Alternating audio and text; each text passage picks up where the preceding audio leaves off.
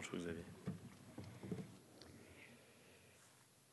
Monsieur le président, mesdames les ministres, mes chers collègues, permettez-moi tout d'abord de remercier nos collègues du groupe socialiste d'avoir inscrit à notre ordre du jour un débat consacré aux effets de la crise sur les associations.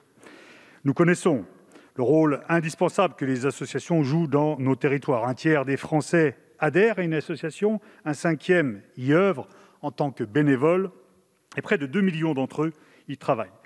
C'est cet engagement au sein des clubs sportifs, des associations culturelles, des organisations caritatives qui anime au quotidien nos communes. C'est cet engagement pour préserver le patrimoine, pour maintenir la cohésion sociale ou pour sauvegarder la biodiversité qui cimente concrètement notre société. Alors que nous déplorons trop souvent les ravages de l'individualisme, alors que de multiples fractures divisent notre pays, les associations sont une richesse inestimable parce qu'elles assurent la mixité sociale et qu'elles mettent en valeur la générosité et l'entraide désintéressée. Et nous devons rendre hommage aux associations, notamment caritatives, qui se mobilisent depuis le début de la crise sanitaire pour atténuer les effets de cette crise. Elles ont su adapter au mieux leurs activités aux contraintes et aux restrictions pour apporter un soutien à ceux qui en ont le plus besoin. Accompagnement de nos seniors, soutien scolaire ou encore appui aux personnes isolées ou les plus fragiles.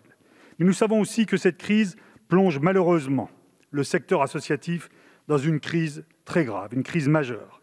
Combien d'associations sont aujourd'hui fragilisées, en souffrance, parce qu'elles ont dû ralentir très fortement leur activité?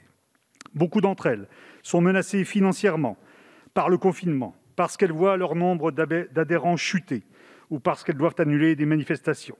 L'exemple des associations sportives illustre ces difficultés. En raison d'une pratique sportive empêchée par des protocoles sanitaires parfois trop stricts et souvent mal expliqués, c'est aujourd'hui une chute d'au moins 25% des licenciés que subissent les clubs sportifs.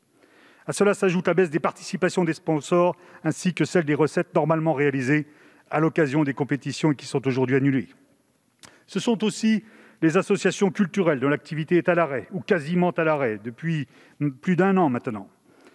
Concerts supprimés, expositions reportées, spectacles et festivals annulés. Le monde culturel est sévèrement touché et avec lui, c'est toute notre société qui est touchée.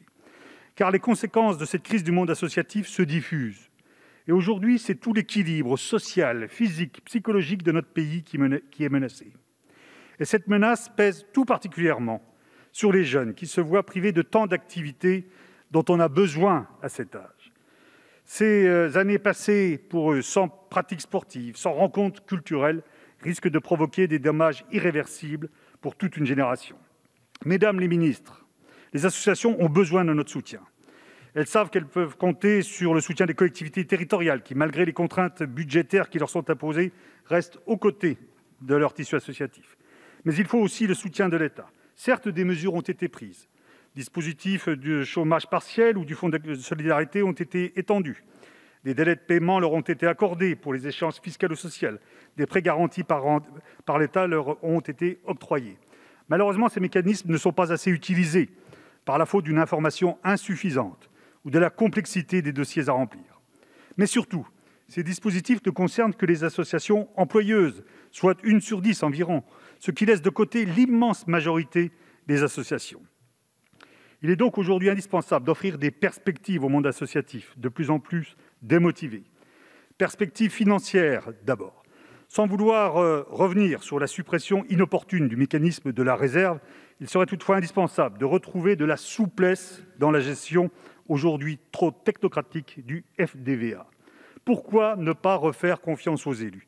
Cette confiance, il faut aussi la témoigner aux associations. À ce propos, l'obligation de les soumettre à un engagement républicain tel qu'elle est prévue dans la loi sur le respect des principes républicains est très mal ressentie par le monde associatif qui voit là une marque de défiance, alors que le contexte devrait nous inciter, nous conduire à marquer notre confiance envers tous ceux qui s'engagent dans la vie associative.